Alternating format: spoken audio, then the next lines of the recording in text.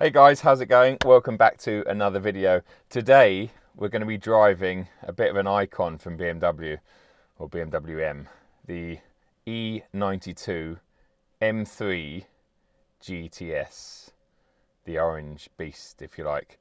Now these are super rare, and in fact I have never seen one on the road. I've seen one at the BMW Welt or the museum, and I've seen plenty in magazines and stuff over the years. Now the reason I've never seen one on the road is, in fact, they only produced 150 of these worldwide, and they only brought 9 of them to the UK. So 9 right-hand drive cars to the UK. In terms of value, well, when they were new, they were between 115 and 120,000 pounds, depending on the options you went for. But now it's hard to put a price on them because there's so few out there, and in fact there's none for sale. But I got my good buddy Aaron, Baby Good at 81, to do some research earlier, and he reckons that this is valued at about £175,000. This particular one is from BMW UK, so it's one of their, I guess, heritage fleets, and it's done 13,000 miles exactly. I've done about 200 of them up to this point, and I'm absolutely loving it so far. I really am. I wasn't sure how to approach this car. I wasn't sure if I'd be blown away by it. To think when this car was new back in 2010, 10 years ago, although this one was registered in 2011, it was actually more than twice the price of an E92 M3 with DCT, so twice the money. And I know a lot of journalists were kind of scratching their heads as to why and couldn't understand it, you know, where are those parts, you know, why is it worth so much money? But honestly, spending a day with it, you soon start to realize and understand where the money's gone. And it's not just in that incredible engine that we've got up front that's stroked out from a 4 litre to a 4.4 litre V8, obviously normally aspirated in this, screams to 8,300 RPM. And produces just under 450 brake horsepower. But anyway, we're going to get to that now. Let's start it up and take it along a fairly nice road.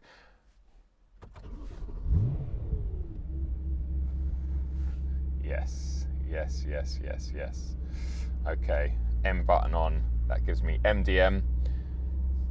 Gives me the most ferocious gear changes, but we'll talk about that in a minute, because I don't think ferocious is fair on this gearbox. It's fantastic.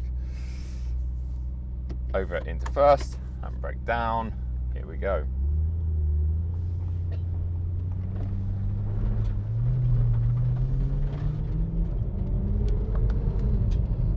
Now you might notice that I've actually got a lapel mic on. Don't tend to wear a lapel mic these days because the GoPro Hero 8's got a pretty good mic, but this car is loud. It is very, very noisy. So I thought I'd better do it just in case you couldn't hear me.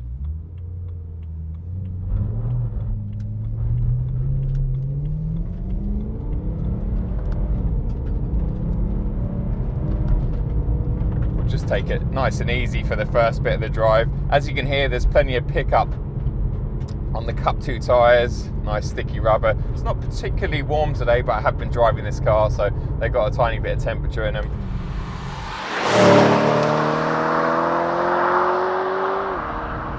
So what's it like in here? What's the interior like? Well, it's kind of back to basics.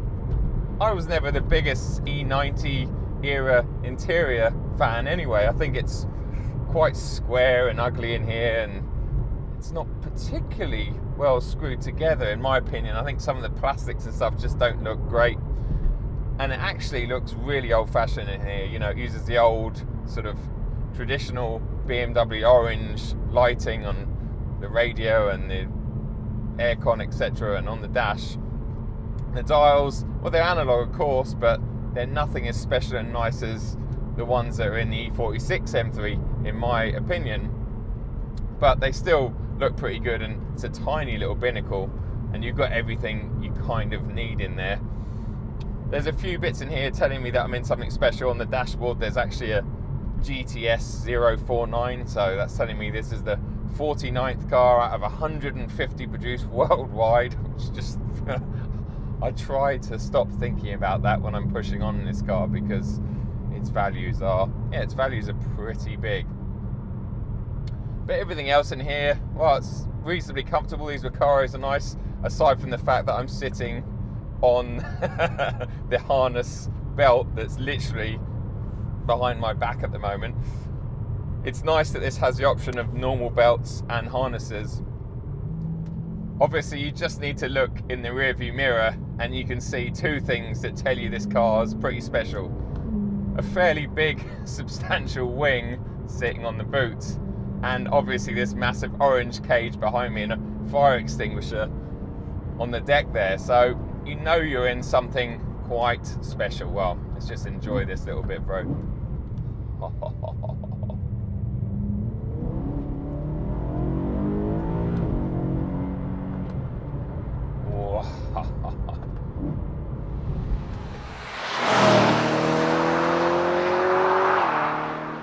Aside from that glorious 4.4 litre V8 that just does dominate this car, what else makes the M3 GTS so special? Well, it's 70 kilos lighter than an equivalent E92 M3 with a DCT box.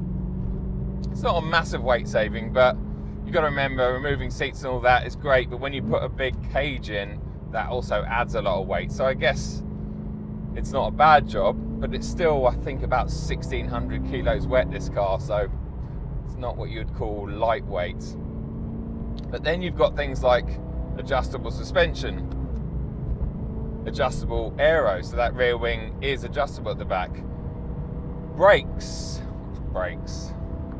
I think brakes are as good as the engine. I think they're right up there on the list for best things about this car.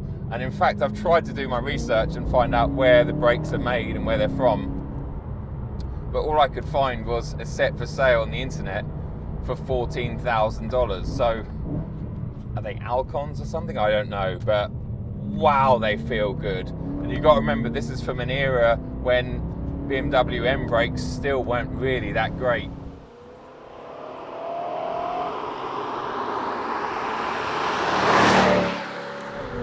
You also had things like these glorious 19-inch lightweight alloys that are stud fit, so a bit like racing car wheels, and they're clad with the Cup 2 tyres, as we talked about earlier on. So you kind of had the sense and feeling that this car was built to do one thing. And I have to say, spending a lot of time with it on the road, it's almost a bit too hardcore to sort of drive around in. The suspension is very, very firm. Everything's a bit unforgiving. That engine, I mean, in the normal 4 litre form, it was thirsty. In this car, I've been averaging about 15.5 mpg. And in fact, the best I've seen sitting at 70 mile an hour on the motorway for about half an hour earlier on was 23, and that was at 70. Part of the reason for that is 7th gear is not particularly long. It's doing almost 3,000 RPM at 70 miles an hour, so it's not the sort of car that you would get too excited about driving to the south of France. But once you got to the south of France, to somewhere like the Red Rock Road, I mean, this thing, could you imagine this? Could you imagine 8,300 RPM down the Red Rock Road? Just listen to this. Oh,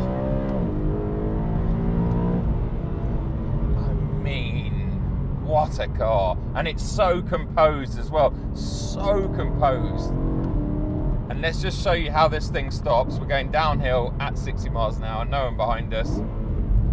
Oh my god.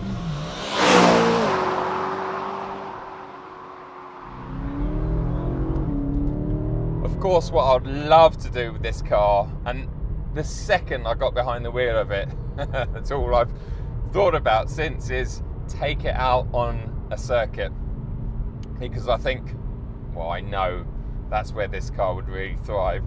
It is essentially a heavy race car for the road. You know, that engine is full motorsport. The interior, the cage, the seats, it's just screaming at you to be taken out on track, and I would love to take this out on track. I'm actually going to ask BMW UK, but I think I might be pushing my luck, and if they say no, well, I totally understand why, because of its unknown value, really. And yeah, I don't know how I'd get insured on this, but this out on track would be brilliant. I think the reason for that is it's such a brilliant car when you really get up it and you start pushing, but like many supercars or very fast sports cars, it's too quick at those speeds for the public road. It really is. You know, once you're sort of out of third gear, you're just doing silly speeds, so it needs to be abused out on track. And I think because the brakes are so good, especially when the tyres have got some heat in them, they are so I can't tell you how good the brakes are in this car. Honestly, probably the best brakes I've ever experienced in any road car in my life. Like, genuinely unbelievable. So I think having those brakes and the stability and the stiffness of this car would just be epic out on track. And then you would actually be inclined to rev it out, because on the road I'm changing up at 5 thinking that's near the red line, but it's nowhere near the red line. But you just can't reach you can't reach those heights without doing silly speeds. So it's a bit like a caged animal on the road, unfortunately. Not to say it's bad, but you just can't do what you want to do. It's just, yeah, it's amazing.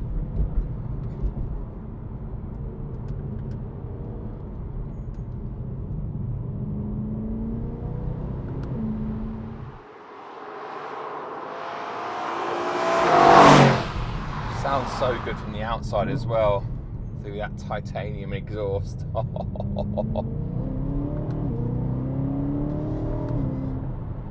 And this gearbox, let's talk about the gearbox. I've just stepped out of the E46 M3 CSL, which is just magical. I hope you've watched that video. I mean, it's just, but the gearbox in that is probably the weak point. It's not particularly fast, but it kind of suits that car.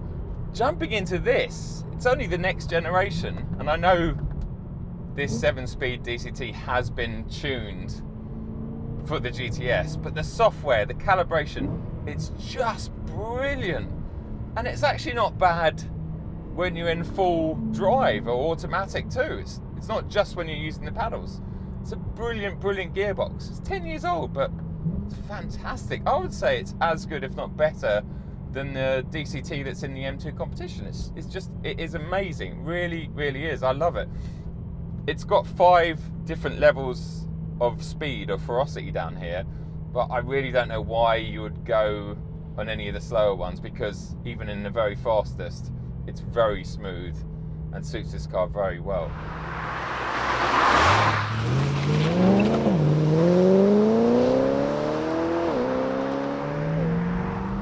Let's come up with a bit of a summary for the M3 GTS.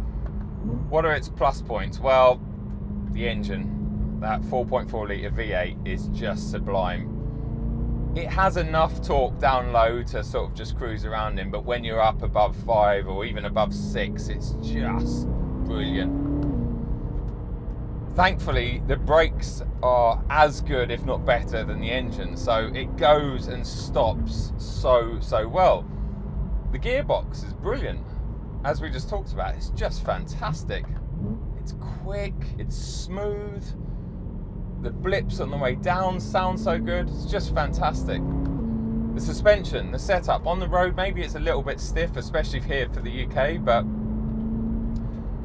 I think out on a circuit, on these Cup 2s, it would just be perfect. It really, really would be. It needs to be nice and stiff, and it would just feel so good.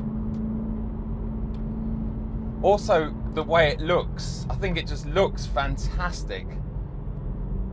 I never was the biggest fan of the E92, but I just think this one looks brilliant. They're all in, I think it's called Fire Orange, and they all look as good as this one. I love the cage. I love the wow factor when you walk up to it and get in. Okay, getting in's not the most comfortable with these quite fairly deep bucket seats, but that was only 4,500 revs. So it's just the noise, well, I guess that's connected to the engine, so we can't use that as another plus point.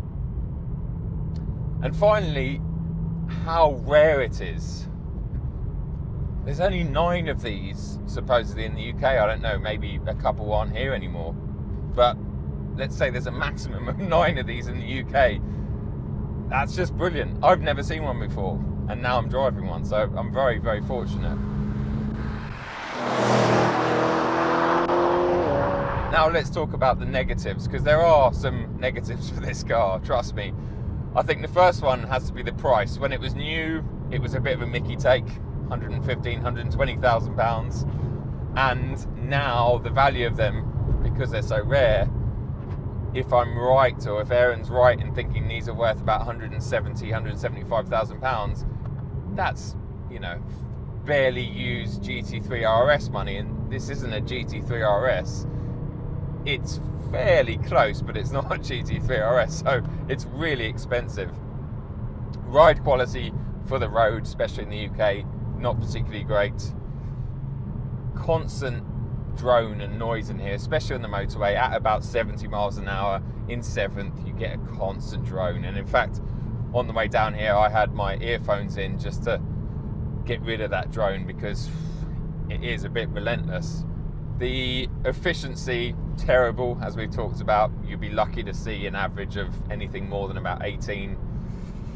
And the fact that it weighs so much still, I wish it weighed a fair amount less. Jumping out of that E46 M3 CSL, this does feel a hell of a lot heavier, and it is. I think it's about 250 kilos heavier, so I wish they'd stripped a bit more weight out of it. And there is plenty of areas they could have done, because that would have justified the price a lot more, and obviously would have made the car feel just that much sharper. Hopefully you enjoyed my first drive video on the M3 GTS. An awesome car. It does live up to its name. Maybe it wasn't appreciated enough when it was new, but like many cars from this sort of era, they're now really starting to shine because it's so raw by today's standards. So hopefully I'll get to drive this again for maybe a couple of days, and maybe even take it out on track. I mean, that would be the dream. Until then, and until my next video, thanks a lot for watching. Give us a thumbs up if you enjoyed this. Leave any comments and questions below the description, and I will see you in the next video. Cheers.